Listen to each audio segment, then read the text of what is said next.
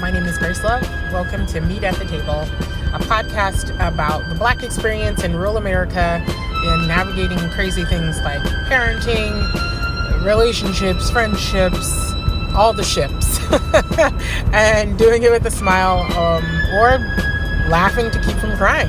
I mean, honestly. As of right now, this is self-sponsored, and I'm really excited about bringing this to you.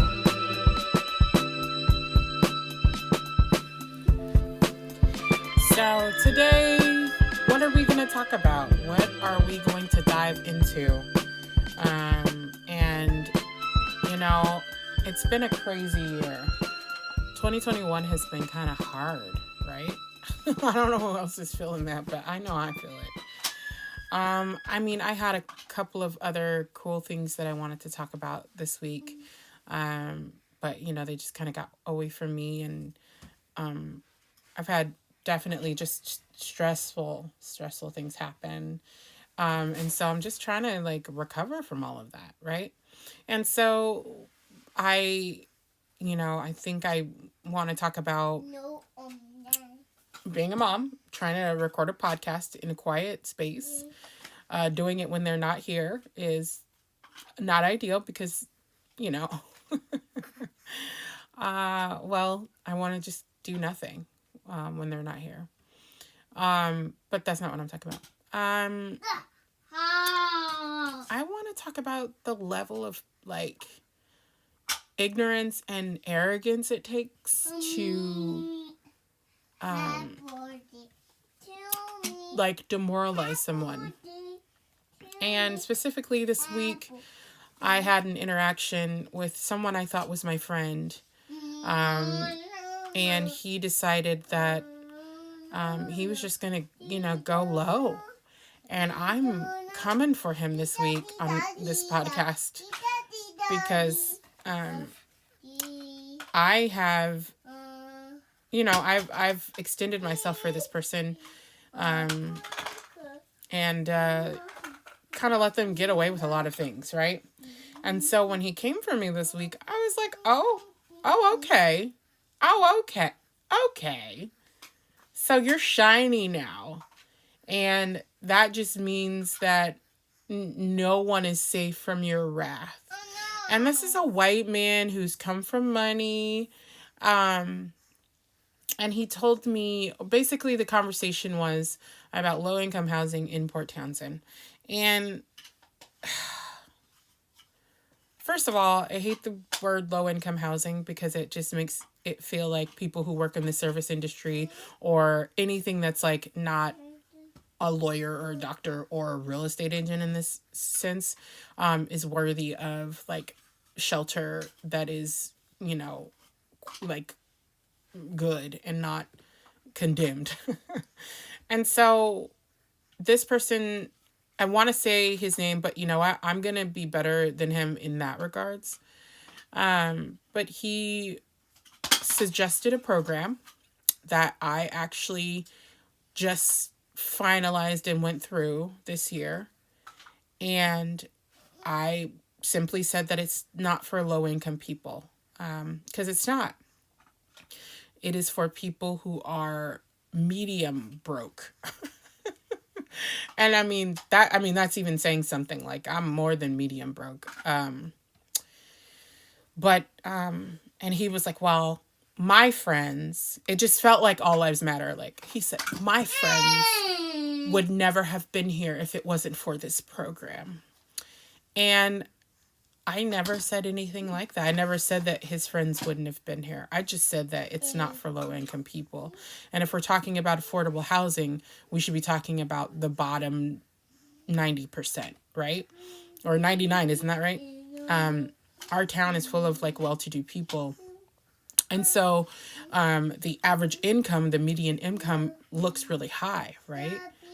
When I go to the hospital specifically, that's one of the only places I see signs for okay, so if you make $60,000 or $59,000 as a single person, then you can qualify for charity care, right? But when I go into programs I almost got denied early head start for my son, because I made $600 or $700 too much. And this is, this is how it is for actual people who are low income, right? Not people who are, you know, making $100,000 a year, as a single person, because the average real estate agent makes that around that, if not more, obviously, right? Because we're selling houses in Port Townsend and the average house is $600,000. And so when that person said that, I was just like, wow, cool. I'm glad that you speak for your friends who've been through this program. But what I want to tell you is that it's not for low income people or people who need affordable housing. Because affordable housing to me is legitimately 30% of your income or 25% of your income. But for me right now, in the situation I am and the house that I have, I am paying about 60% of my income monthly just for housing. And that's my mortgage, that is my property tax, that is my insurance, that is my utilities. And God forbid anything else breaks. My washer and dryer went out, so I had to buy a brand new washer and dryer. And I'm blessed to have had some savings, but not a lot of people have savings, especially when you're poor. We spend, the fact that I even have savings is ridiculous right now. And I will say I have to thank, the pandemic for helping that, and it's just been, it's been eye-opening to see that people like this person had the gall, the caucasity. I love that word. I love that word so much. The caucasity to tell me what low income was, right? Or tell me that my experience flawed. First of all, he doesn't even know my experience. Like, he can sit there and hearsay and all that stuff. He doesn't know my experience. And that's the thing that pissed me off, was that he assumed about what he thought my experience was. He doesn't have any damn clue what I went through to get the home that I have. So anyways, I was just blown away, because I was like, wow, I don't think you would have talked to me.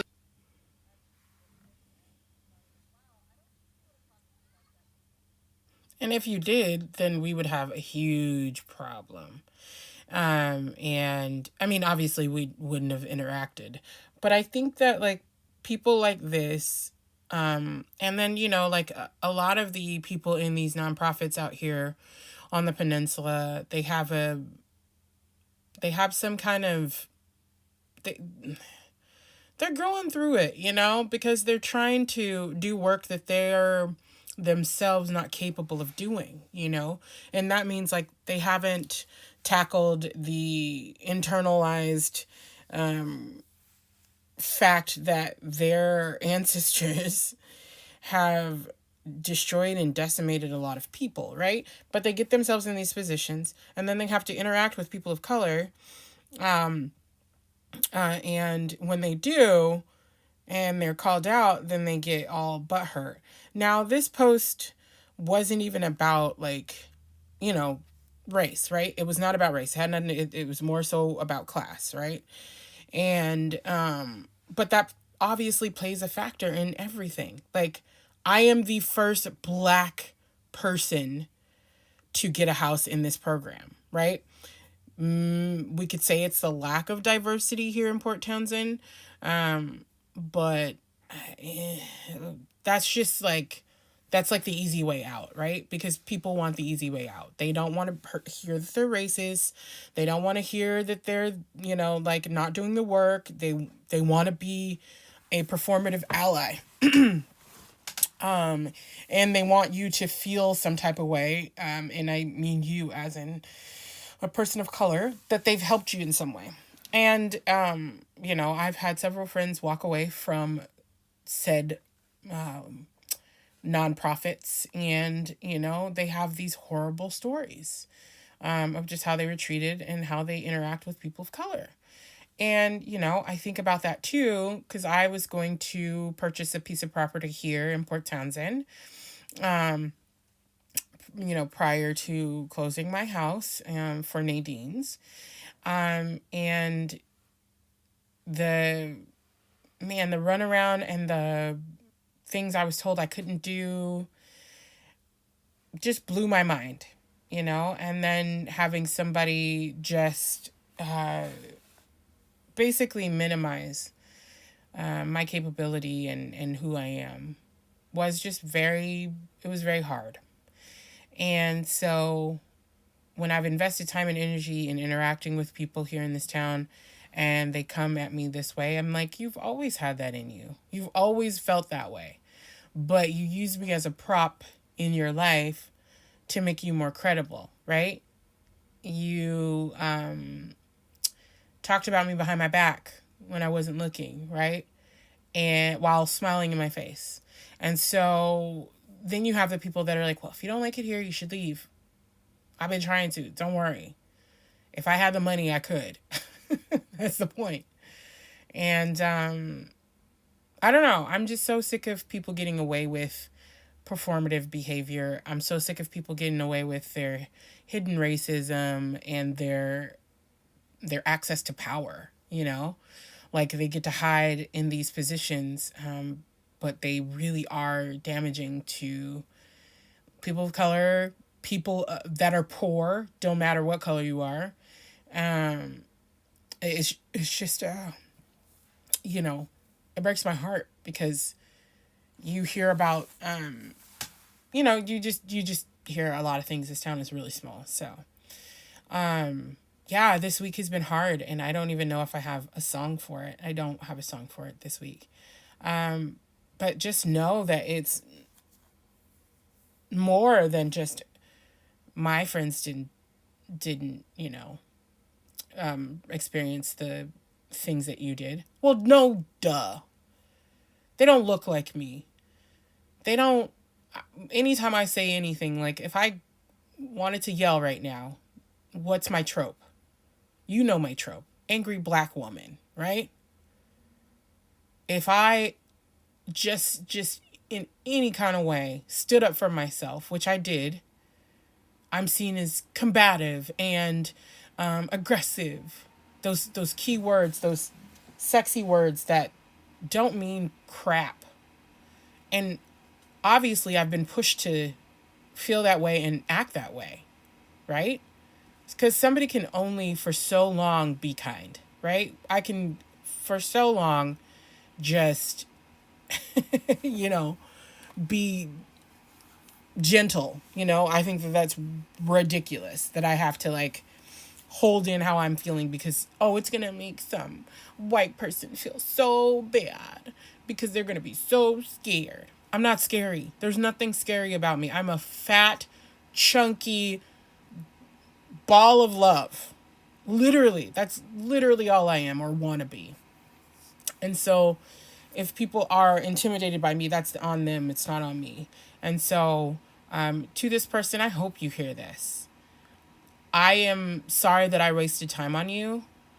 I don't wish you well. I wish you the day you deserve. And I also think that you need to reevaluate yourself and the position that you're in right now because you don't look so shiny. Actually, I'm going to end with this. I know you like to think your shit don't stink, but lean a little bit closer and see that roses really smell like boo-boo, dookie, caca, because that's what your attitude was. And you need to leave my friend alone. Just leave her alone. She's trying very hard. She's new to the community. Leave her alone. She's your elder anyway.